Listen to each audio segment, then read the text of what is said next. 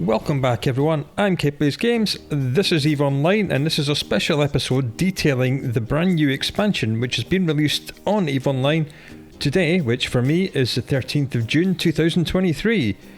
This is a Viridian release. There are a lot of things to cover, so get yourself a drink and a comfortable seat and maybe something to write stuff down with. The link to the patch notes will be in the description below.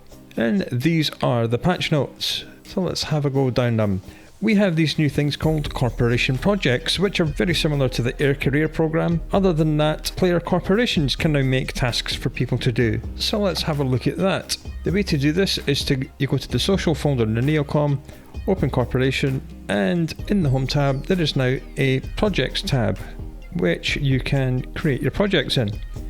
So here we are, we can just name it, call this one Kill Stuff, Description, Kill Stuff, Contribution Method. There are many things that you can do. There's a manual thing which you can input almost anything, so that's like the freeform one. There's ones to go and mine some minerals, which you specify which minerals you want. There's destroy NPCs, there's deliver stuff to wherever you want, or kill players. So we'll go destroy non-capsuleers.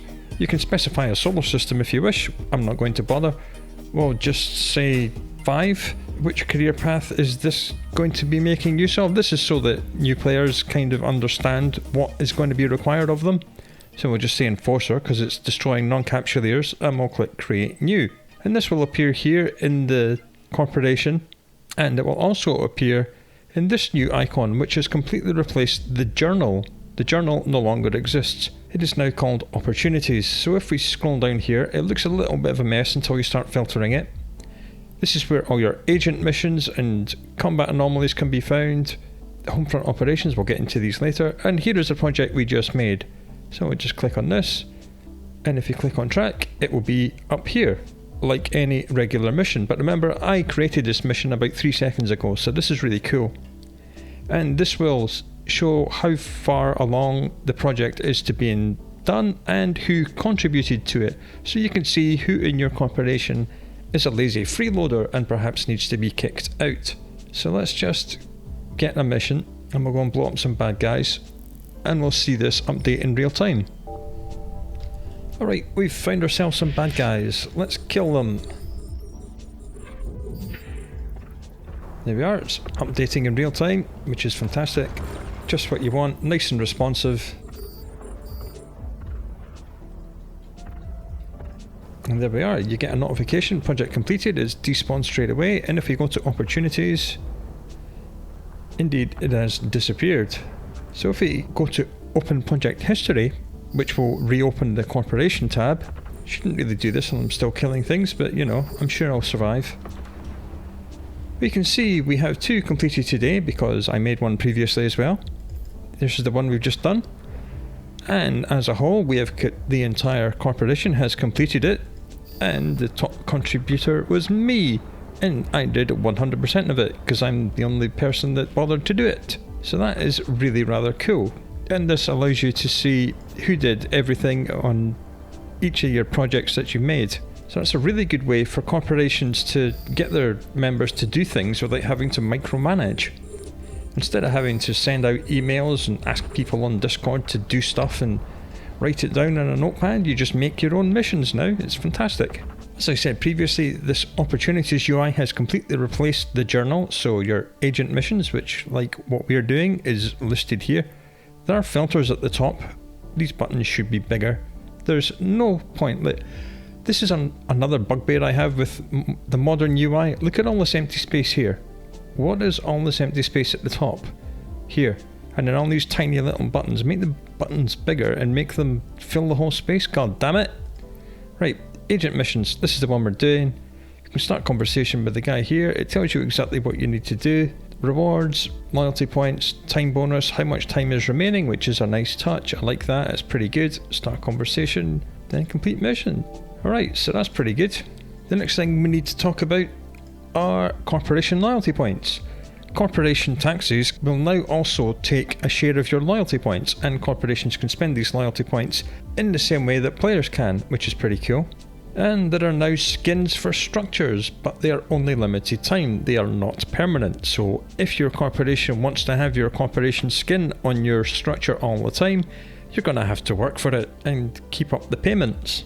Big tax reforms have been brought to the game.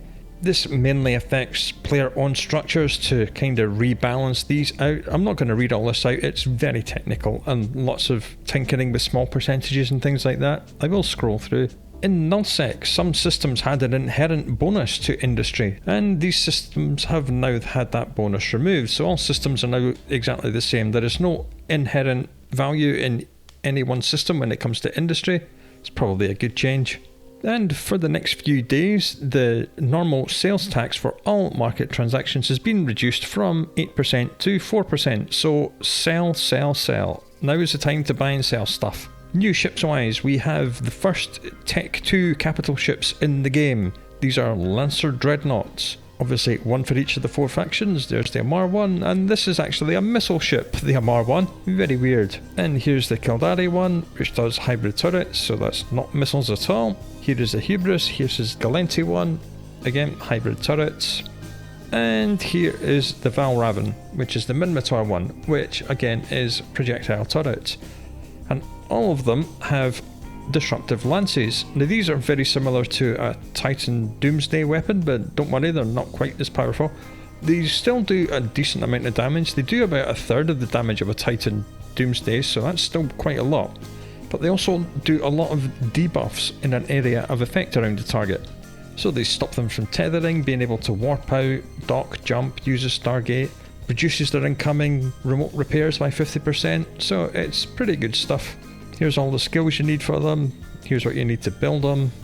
Marauders have had an update because they've been overpowered super beasts for far too long.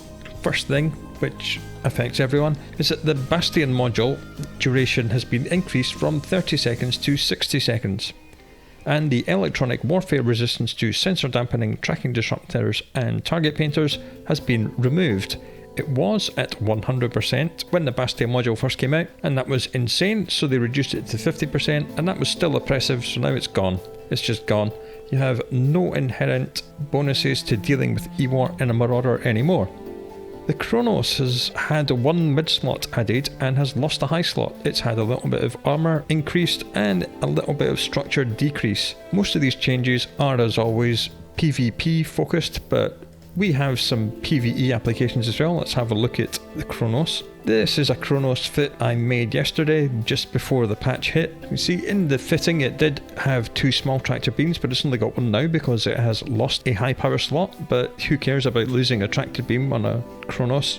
Especially not for PvE, not a big problem. And it has gained 1 mid-power slot, so for PvE I would probably just add in a sensor booster, something like that, so you can target things faster or target them at a longer range. One other interesting thing is that large railguns, all large railguns, have had a significant buff. If we scroll down here, large railguns, 15% bonus to tracking speed and 15% bonus to rate of fire, so large railguns are now better on all ships. So let's go back to our Kronos. So I have I've now fitted some faction ammunition to the ship. Before the patch, this was doing 1848 DPS, and now it's doing 2146 because it's got a 15% rate of fire bonus, which is nice.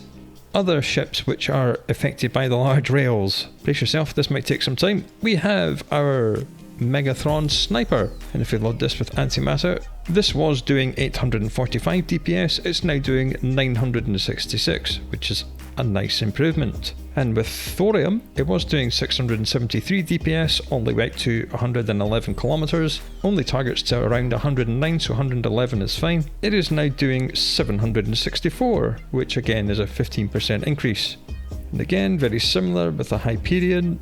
This was doing 856, with antimatter it's now doing 966, and with lead ammunition, which goes all the way out to the maximum targeting range of 138, it's now doing 721 DPS when it used to do 647.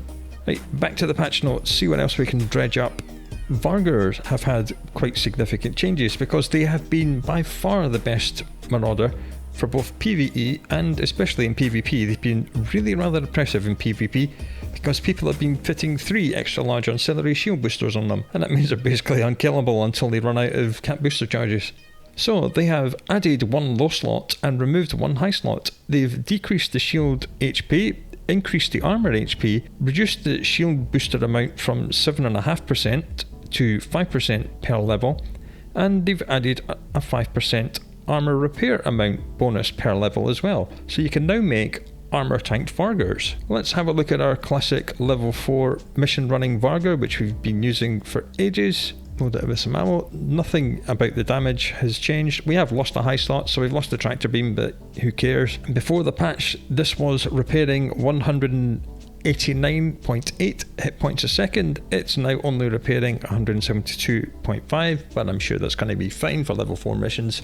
No problem at all. +1 low slot. I'd probably just... you can add a 4th gyro stabilizer if you want, which pushes it up to just a shade over 2200 DPS.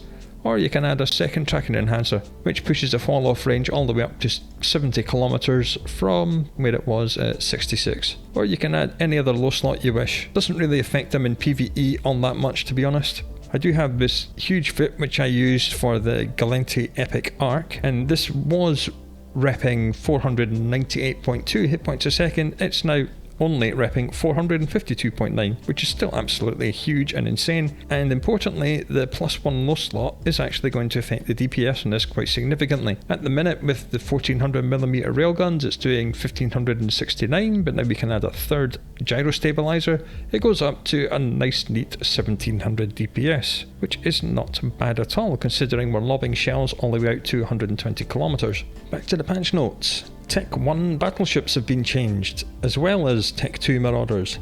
The Rokh has had +1 mid-slot, -1 low slot. It's had its drone bandwidth increased from 50 to 75. They've put M3 there, but what they meant was megabytes a second. That confused me. They can't even write their own patch notes correctly. And increased the drone bay from 50 cubic meters to 125, and they've given it 30 extra CPU. So again, we can have a look at a PVE fit, because that's what I do. Let's have a look at this thing. There is its extra mid slot. It has lost a low slot, and what we had was 4 Magstab Tech 2s. We've now dropped down to 3, which of course we could easily go back up to 4. One thing we could do is just go back up to 4 Magstabs for maximum firepower and replace the cap flux coil with a cap recharger and a mid slot like that. For PvE, that's probably what I would do. This, before the patch, was doing 687 DPS with antimatter. It's now doing 791, which is pretty damn nice. And with thorium, I believe, is a long range one for this. Let's put an optimal range script in. Yep, target's out to 135, thorium reaches out to 148.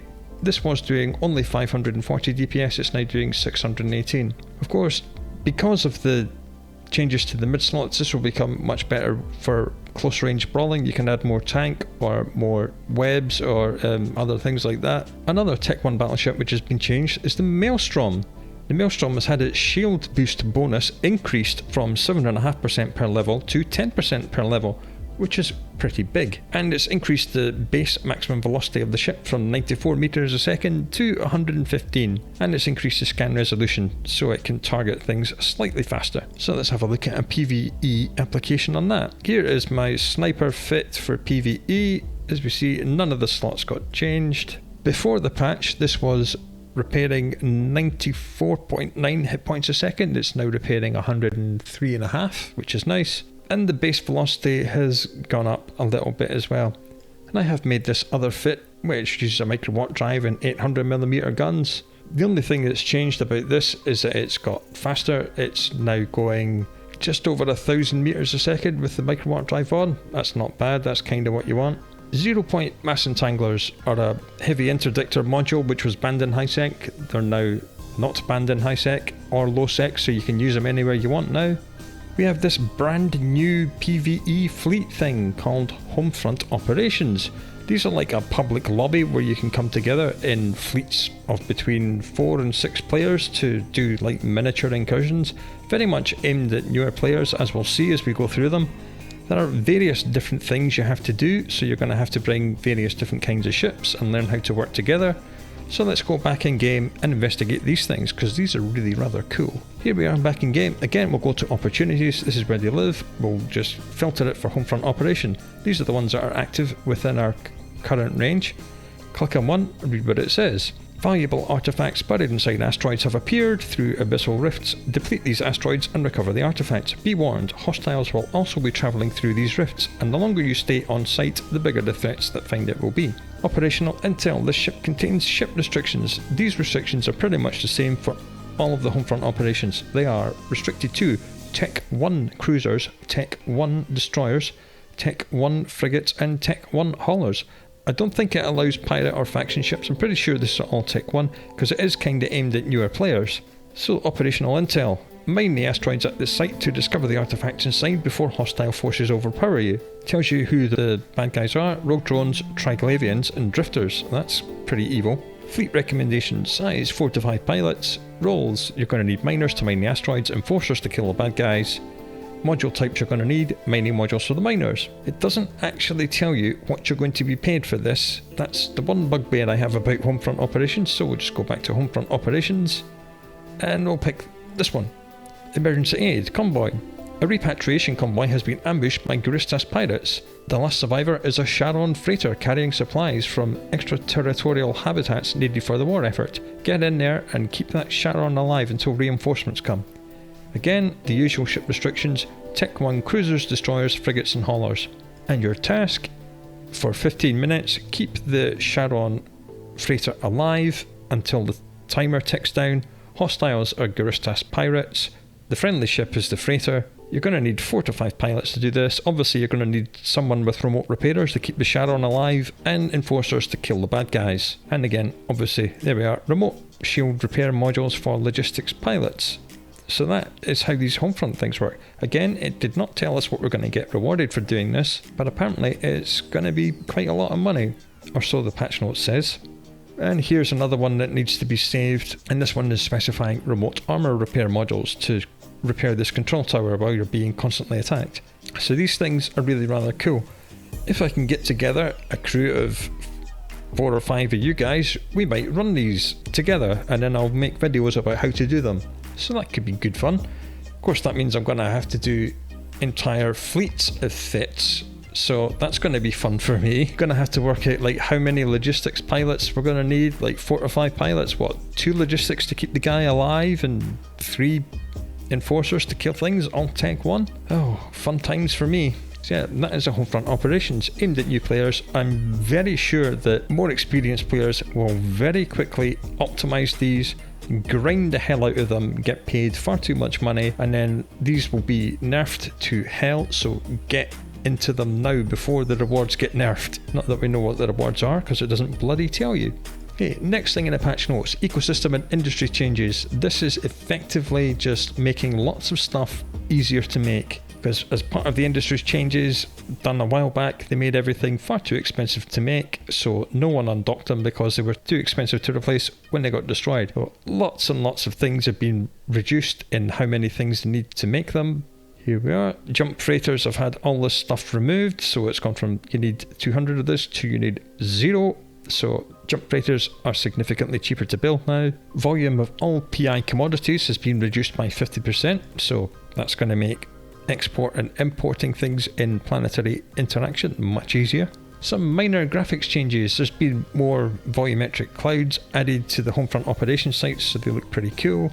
Missile impacts have been changed to look really cool. 6 to 8 frigates have been updated with visual effects. Marauders have had more lighting effects added. Obviously all the up-elves have had graphic changes to deal with the new skins that they're going to get, and planets have had a minor update as well. One other thing I should mention is that your research and development agents can now be found in the industry panel, which is a logical place to put them, I think. There's a new tab here called Research. Click on that. You'll see all your R&D agents and your accumulated research points. So that was the best place to put that, rather than trying to stick it here in the opportunities amongst all this like PVE and mission stuff. They've stuck it in industry where it should have been from the start, to be honest. One final thing before we go. If you open the New Eden store anytime before the 20th of June, so you've got a week, first thing you will see in the top left hand corner is not this, but there will be a 7 days of free Omega, so make sure you go into the New Eden store and get yourself 7 days of Omega time for free. Right, I think I've just about exhausted everything in the patch notes.